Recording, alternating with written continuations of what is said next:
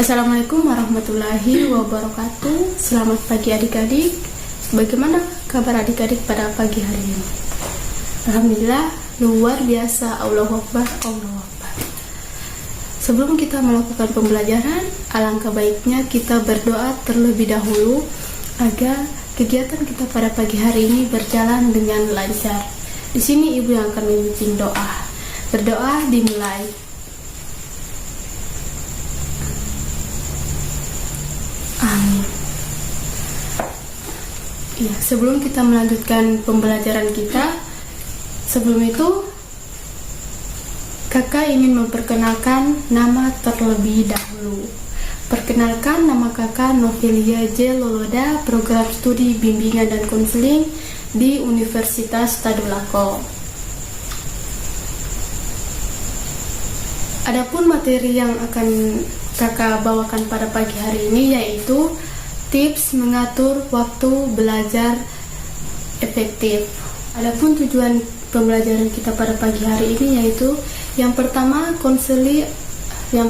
yaitu peserta didik atau konseli dapat menganalisis cara mengatur waktu belajar dengan efisien. Yang kedua yaitu peserta didik atau konseli dapat merinci keterampilan mengatur waktu belajar dengan efisien. Yang ketiga yaitu peserta didik atau konseli dapat merumuskan kiat mengatur waktu belajar dengan efisien. Dan yang terakhir yaitu peserta didik atau konseli dapat membuat jadwal setiap hari di rumah. Ya, kita lanjut saja pada materi kita yang pertama yaitu tips mengatur waktu dengan efisien. Yang pertama yaitu pengertian pengaturan waktu. Apa sih pengaturan waktu itu? Adik-adik ada yang tahu? Ya, tadi ada teman kalian mengatakan bahwa pengaturan waktu adalah membuat dan melakukan jadwal belajar. Ya, itu sudah betul sekali. Teman-teman yang lain ada yang ingin menanggapinya atau ada tanggapan lain tentang pengaturan waktu itu apa?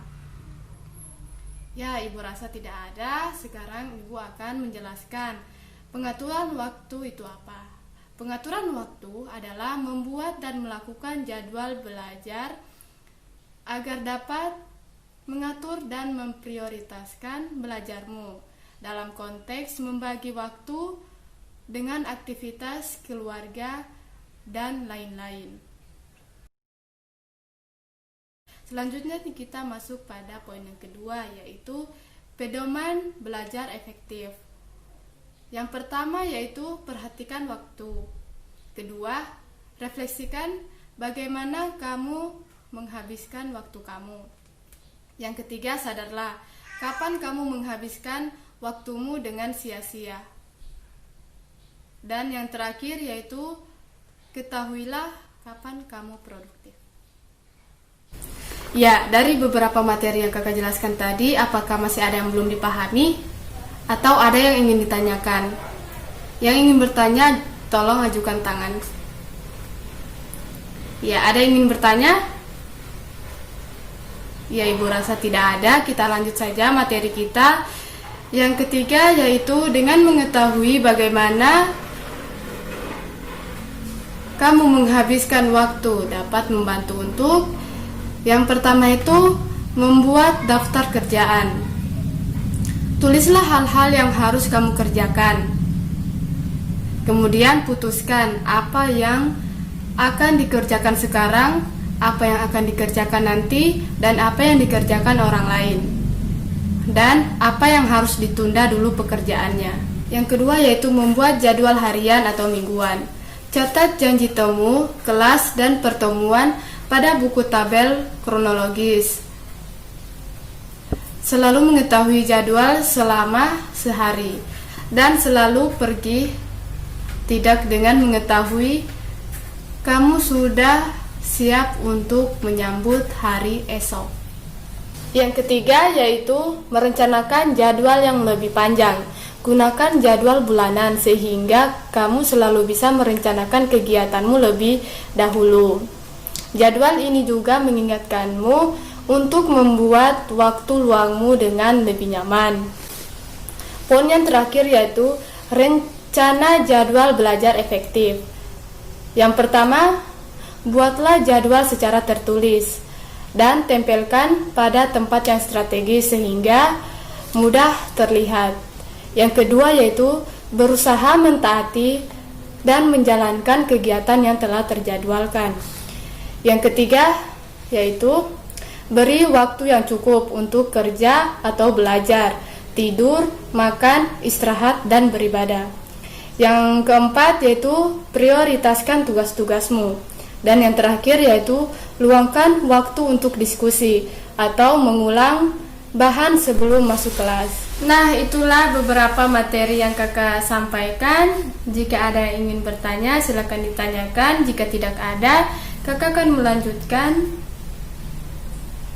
langkah selanjutnya. Selanjutnya kakak akan membuat satu kelompok, di mana satu kelompok itu terdiri dari 4 siswa. Nah, karena di sini siswanya berjumlah 32, kakak akan membagi kelompok sebanyak 7 kelompok. Nah, cara kita membagi kelompok yaitu dengan berhitung dari 1 sampai 4. Dimulai dari kiri kakak, mulai berhitung. Nah, karena semua sudah menghitung, yang mendapat angkat 1 mohon berkumpul di sebelah kiri dan seterusnya begitu sampai membentuk satu kelompok. Ya, karena semua kelompok sudah terkumpul, sekarang ibu akan memberikan tugas kepada kalian. Kakak akan memberikan pertanyaan, dan di mana pertanyaan itu nantinya kalian akan mendiskusikannya dan nanti akan mempresentasikan per kelompok. Dan kakak akan menunjuk secara acak kelompok mana yang akan memulainya duluan. Sekarang kakak akan memberikan pertanyaan itu dan memberikan waktu kepada adik-adik untuk menjawab pertanyaan yang kakak berikan. Dan waktu yang kakak berikan selama 5 menit, dimulai dari sekarang.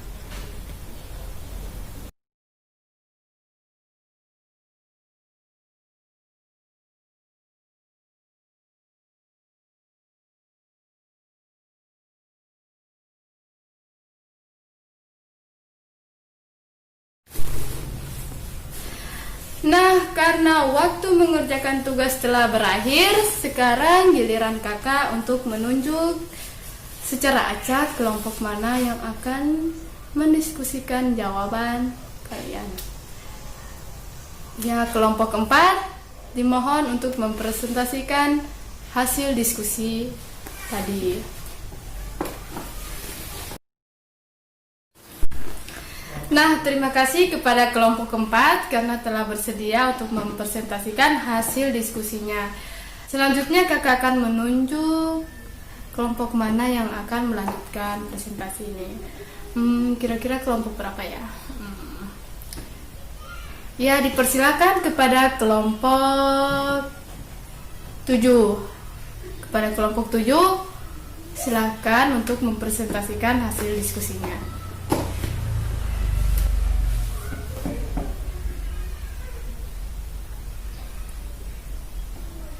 Ya, terima kasih kepada kelompok 7 atas presentasinya. Kita lanjut pada kelompok 5 dipersilakan untuk mempresentasikan hasil diskusinya.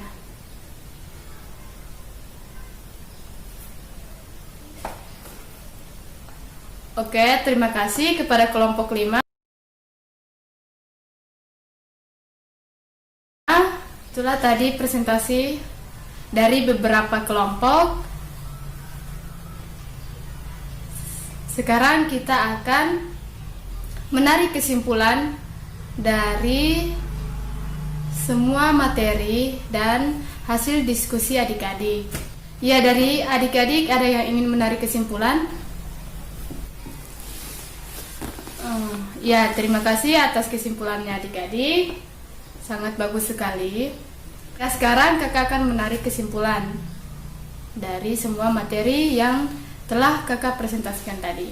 Jadi, kesimpulan kita pada kali ini adalah pengaturan waktu membuat dan melakukan jadwal belajar agar dapat mengatur dan memprioritaskan belajar dalam konteks membagi waktu dengan aktivitas keluarga dan lain-lain. Sejatinya waktu adalah segalanya, sehingga sangat penting bagi kita sejak dini dalam membiasakan diri untuk disiplin dalam hal waktu, baik dalam belajar, waktu belajar, istirahat, dan berkumpul bersama dengan keluarga. Nah, itulah tadi kesimpulan dari kakak. Sebelum kita mengakhiri pembelajaran kita pada pagi hari ini, alangkah baiknya kita menutupnya dengan berdoa. Berdoa dimulai. Ya, selesai. Ibu akhiri, wassalamualaikum warahmatullahi wabarakatuh.